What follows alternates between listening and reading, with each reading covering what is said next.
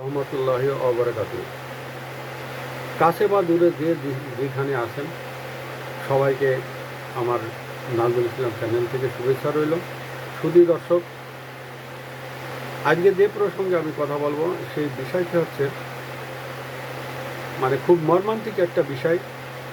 আসলে আমরা তো কথিত আছে যে আমরা একটা সভ্য সমাজে আছি এবং আমরা আস্তে আস্তে সভ্যতার দিকে ধাবিত হচ্ছি।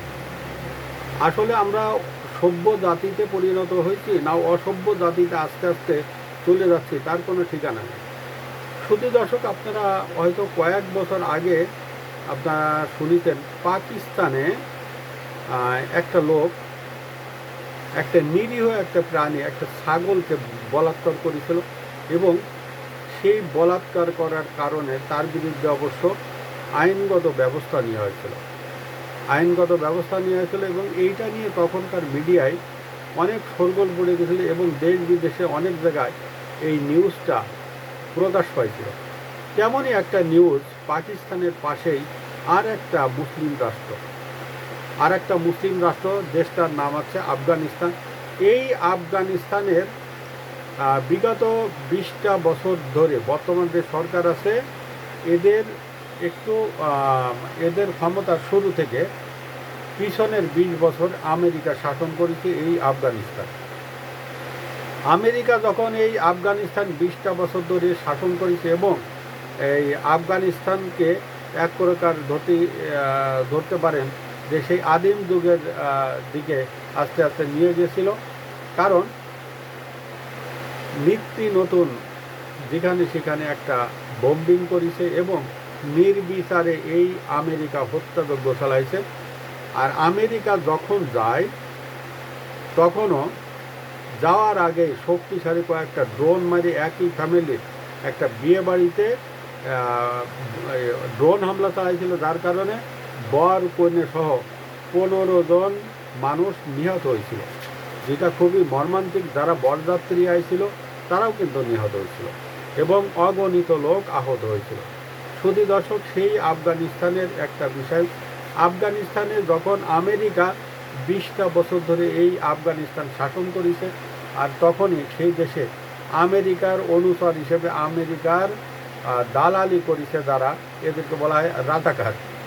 এটা আছে আফগানিস্তানের রাজাকার, যারা আমেরিকার দালালি করেছে। সেই সব দালালরা আমেরিকা যখন চলে যায় তারা খুব কান্নাকাটি করেছিল এবং আমেরিকা সামান্য কিছু লোক তাদের দেশে নিয়ে গেছিল এবং বাকি কিছু লোক তারা পাকিস্তানে ফেলে রাখিছিল।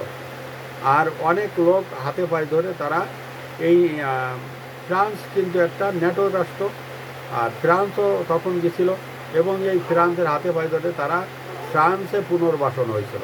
এরকম অনেক লোক আছে, ফ্রান্স, গ্রিস, আফগানিস্তান, অনেকে সৌদি আরব গেছে, বিভিন্ন দেশে সিংহভাগ পাকিস্তানে।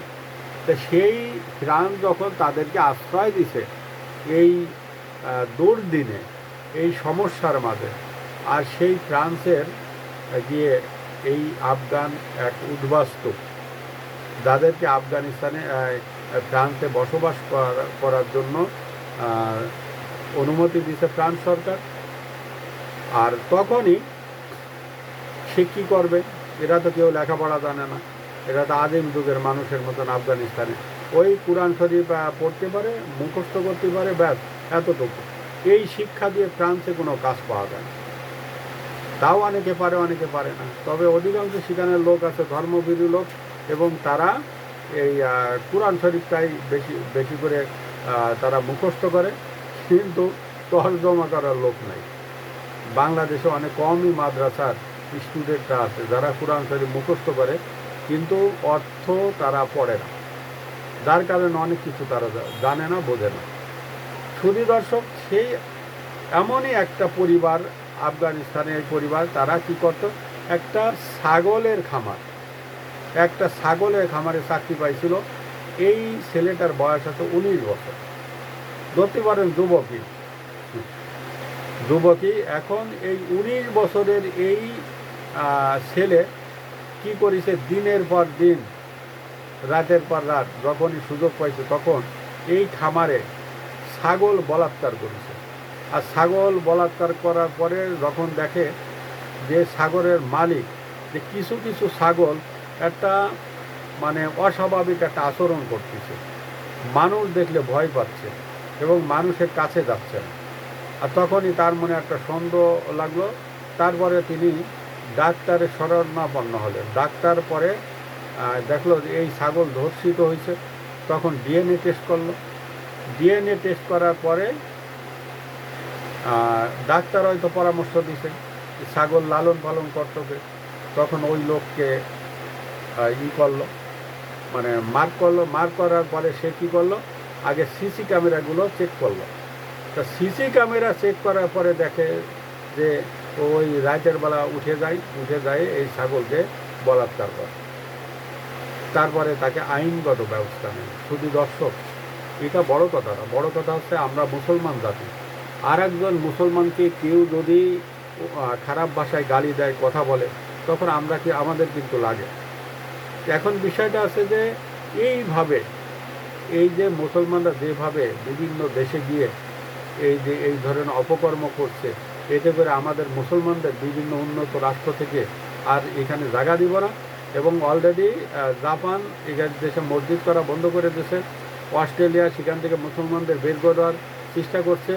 পৃথিবীর অনেক দেশে এইভাবে মুসলমানদের প্রতিহত করার, সেই দেশ থেকে বের করার একটা প্রোগ্রাম চলছে। আমরা আর কতদিন কী করব? আমার মনে হয় এই জিনিসটা মুসলমানদের এখনও সময় এসেছে, যদি নিজেরা শুধরে না নেয়, আগামীতে উন্নত রাষ্ট্রগুলোর সাথে আমাদের মুসলমানদের কোনো সম্পর্ক থাকবে। আসসালামু আলাইকুম ওয়া রাহমাতুল্লাহি।